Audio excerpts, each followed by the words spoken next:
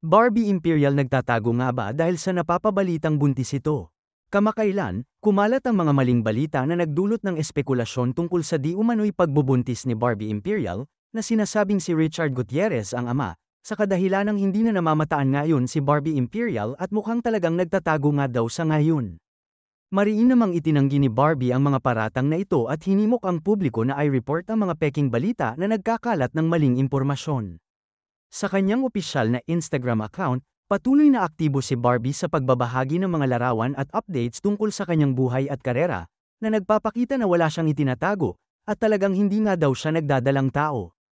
Ayon naman sa ilang ulat, tila hindi na talaga itinatago ng dalawa ang kanilang relasyon, na nagdulot ng iba't ibang reaksyon mula sa publiko, lalong-lalo na ang mga supporters ni Sara Labati.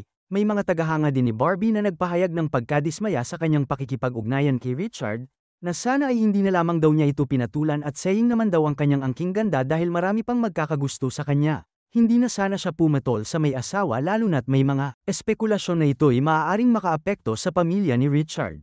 Sa kabila ng mga batikos, nananatiling aktibo si Barbie sa kanyang social media accounts, patuloy na nagbabahagi ng mga proyekto at personal na karanasan.